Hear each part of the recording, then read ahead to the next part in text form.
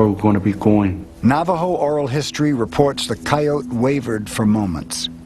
The coyote began running west at great speed. Navajos knew this predicted returning home. General James Henry Carleton was the architect of Bosque Redondo. Carleton was replaced in September 1866.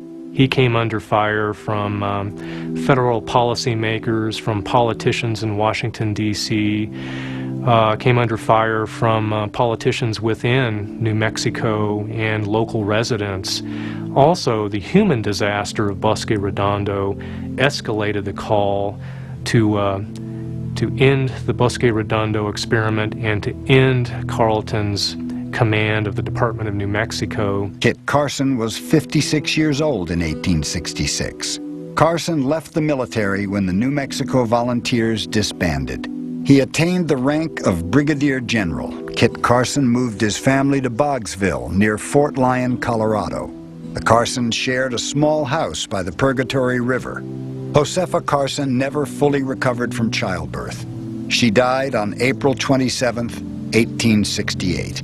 Kit Carson died at Fort Lyon, Colorado, on May 23, 1868. The cause was an aortic aneurysm. He was 58 years old.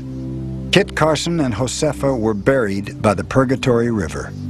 Today, don't really have a lot of good things to say about Kit Carson.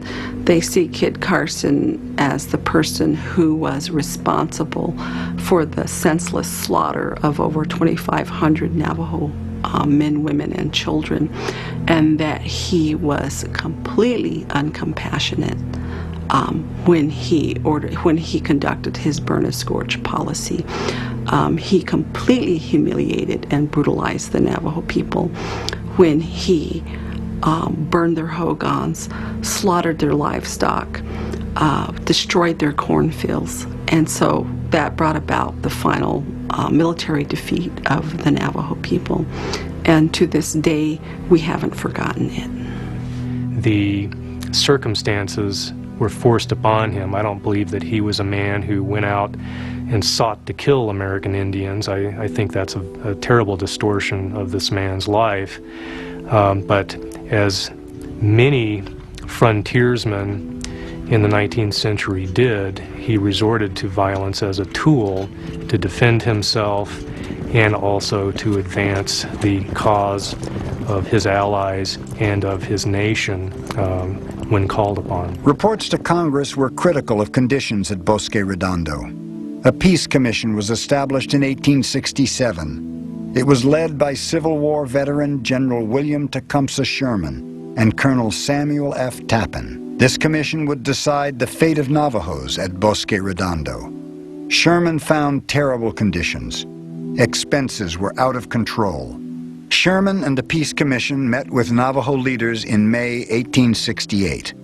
Barboncito emerged as an eloquent spokesman. Barboncito's speech may be the most important in Navajo history.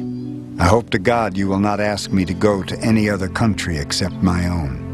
It might turn out to be another Bosque Redondo. They told us this was a good place when we came, but it is not. Barboncito was also one of our great leaders. I think he is best known for his role in negotiating the Treaty of 1868. All of these leaders were incredible orators. They could speak very well. General Sherman was moved by Barboncito's speech, a man who's not accustomed to being moved by anybody, and decided to grant him his wish, to go back to Navajo country. No gold had ever been found in Navajo country. The Peace Commission concluded Bosque Redondo was a complete failure. The Coyote Ceremony prophecy was coming true. The Treaty of 1868 between the United States government and Navajos returned them to their homeland. The treaty represented victory to Navajos. The agreement defined the Navajo Nation as sovereign territory. We tend to think of the 19th century in regard to defeat, endings, final chapters. But when the Navajos signed their peace treaty in 1868, it truly meant in many ways, new beginnings, new possibilities, new tomorrows. Historian Peter Iverson writes, they had begun to see themselves as a great people, destined to do great things. It was called the Long Walk Home, a line of about 7,000 Navajos stretched for approximately 10 miles. They were leaving Bosque Redondo. It was June 1868. Navajos were coming home. Days of walking were rewarded. Their sacred Blue Bead Mountain came into view. Navajos broke into tears at the welcoming sight.